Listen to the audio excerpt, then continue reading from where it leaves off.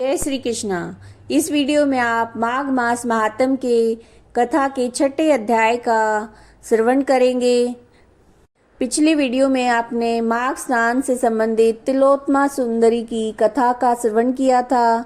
तो आइए छठे अध्याय का ध्यान पूर्वक श्रवण कीजिए।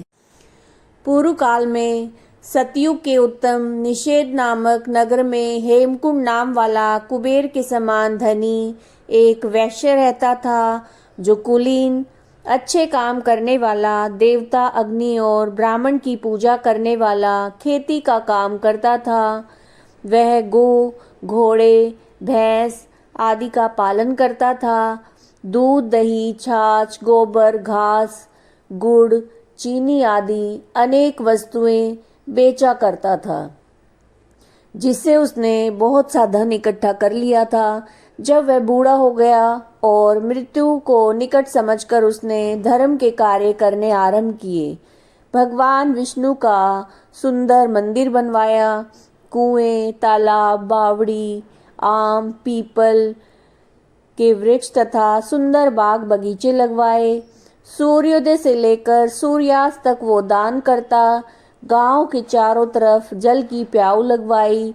उसने सारे जन्म भर जितने भी पाप किए थे उनका प्रायश्चित करता था। इस प्रकार उसके 2 पुत्र उत्पन्न हुए, जिनका नाम उसने कुंडल और विकुंडल रखा। जब दोनों लड़के युवा अवस्था के हुए तो हेमकुंड वैश्य गृहस्थी का सारा कार्य सौंप कर तपस्या के निमित्त वन में चला गया और वहां विष्णु की आराधना में शरीर को सुखाकर अंत में विष्णु लोक को प्राप्त हुआ। उसके दोनों पुत्र लक्ष्मी के मद को प्राप्त होकर बुरे कामों में लग गए।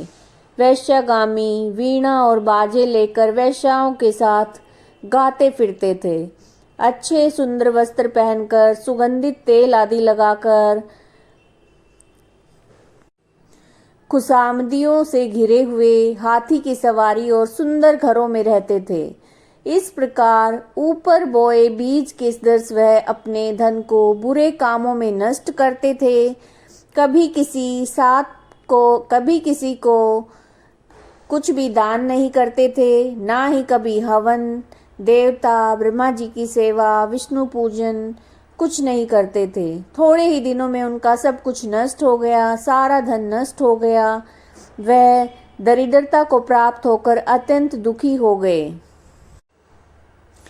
जो लोग इनके आगे पीछे घूमते थे सब इनको छोड़कर चले गए। इन्होंने चोरी करना आरंभ कर दिया और ये डाकुओं के साथ वन में रहने लगे। वहां अपने तीक्ष्ण बाणों से वन के पक्षी, हिरण और पशु तथा हिंसक जीवों को मारकर इन्होंने खाना शुरू कर दिया। एक समय इनमें से एक पर्वत पर गया, जिसको सिंह मारकर खा गया। दूसरा वन को गया, काल सर्प ने डस लिया और वहीं पर मर गया। तब यमराज के दूत उन दोनों को बांधकर यम के पास लाए और कहने लगे, महाराज, इन 2 पापियों को लेकर आए हैं, आप आज्ञा दीजिए।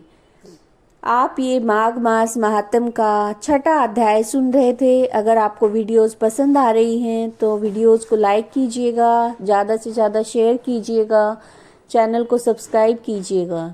जय श्री कृष्ण।